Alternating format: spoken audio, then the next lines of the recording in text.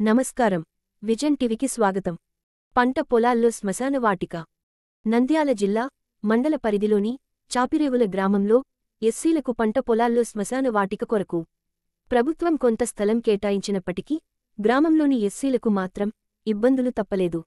ఎవరైనా తమవారు మరణిస్తే గ్రామస్తులు శవాలను మోసుకుని శ్మశాన వాటికకు వెళ్లాలంటే వాగులు వంకలు దాటుకుంటూ మోకాళ్లలోతు బురద, ముళ్ళు, రాళ్లు దాటుకుని పంట పొలాల మధ్యలోని శ్మశాన వాటికు చేరుకోవాలంటే నరకయాతనను అనుభవిస్తున్నామని గ్రామస్తులు వాపోతున్నారు.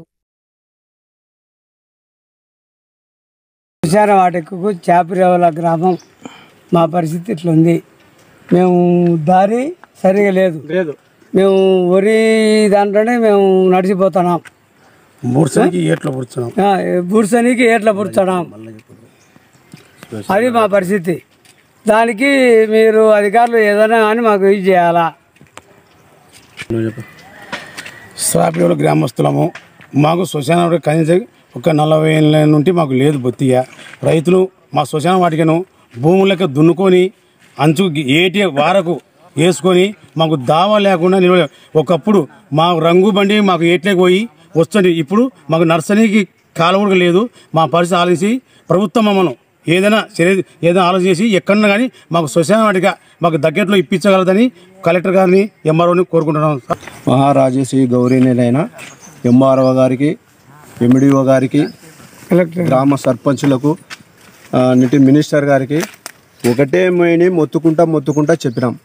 అయ్యా, ఈ సర్వేర్ నంబర్లో రైతులల్లా భూములు ఆక్రమించుకున్నారు, మాకు యానవ సాట చూడండి అని చూపించే గత ప్రభుత్వంలో ఏం చేసినారు, ఎంఆర్ఓ వచ్చి సైట్ చూపించినాడు.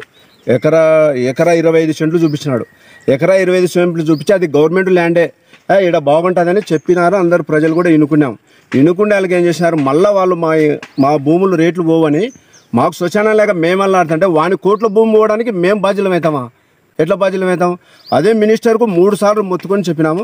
మినిస్టర్ కూడా పిలుచుకొని, ఈఆర్ఓని పిలుచుకొని, అయ్యా దాన్ని తొందరగా చేయరి అన్నాడు. తొందరగా చేయరంటే నేను మళ్ళీ మధ్యలో ఎంఆర్ఓకి చెప్పిన, అయ్యా ఇది ఏమి ప్రాబ్లం ఉందంటే కోర్టుకు పోయినారు మేడం అన్నాడు. కోర్టుకు అయితే మళ్ళీ కోర్టుకు తెగిందంటే అంకన్న సార్ ఉండి కోర్టుకు తెగింది మేడం, నేను కోర్టుకు కూడా పోయి వచ్చినాను, దాని పరిష్కారము ఒక సెక్యూరిటీని తీసుకొని పోయి చేసే తప్ప ఆడ కంచెవాతితే వాళ్ళకు ఇందులో శ్మశానానికి బాగుంటుంది.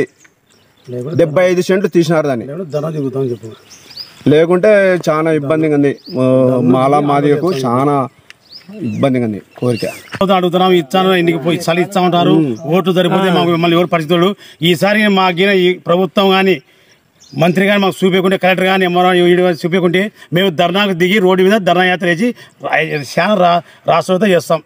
కూటమి ప్రభుత్వంలో 8 నెలలు వచ్చి కానీ మాకు రాష్ట్ర శ్మశానం కూడా ఇవ్వకుంటే మేము శ్మశానం బుడ్స్కని కూడా మేము గిరిజనం తరంగా చూడు ఈ పరిస్థితి మేము గిరిజనం శ్మశానం లేకుంటే ఇట్లా పరిస్థితి మాకు ఓటు హక్కు ఇచ్చి కూడా మాకు ఫలం ఏముంది?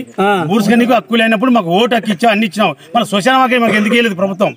ఓటు అయితే ఎస్సీలు కావాలా? అయితే ఓటు కావాలా, అన్ని కావాలా, పసిటికు మేమే కావాలా. మొక్కని ఐరన్ చెప్పే తర్వాత మమ్మల్ని పట్టించిన కూడా కూలి పని నువ్వు ఎట్లా ఎట్లయినా బాధకొని శవాన్ని అంటుంటావు. వాళ్ళకేం బూర్స్కనికి అన్ని శ్మశానాలు నీట్గా ఉన్నాయి, అన్ని బాగున్నాయి. మాల మాది యువనికి శ్మశానమే లేదు. ఒకసారి మీరే సరైన పంపించి చూసుకొని ఎంక్వైరీ చేసి మీరే పరిశీలించారు. అంటే మాకు సార్ ఇప్పుడు 50 ఎకర్ నా కొడుకు వచ్చినా మాకు శ్మశానం దావా చూపించడానికి లేదు, శ్మశానం చూపించడానికి లేదు. హిందూ శ్మశానం అంటూ అవతల విగ్రహాలు కట్టుకుని పూజలు చేసుకుంటున్నారు హిందూ శ్మశానంలో. మాకంటూ ఏముంది? ఒరి మళ్ళీ పడిపోవాలా? అదేనా హిందూ శ్మశానం? అదేనా సనాతన ధర్మం అనేది? పవన్ కళ్యాణ్ అంటున్నాడే సనాతన ధర్మం అని అదేనా?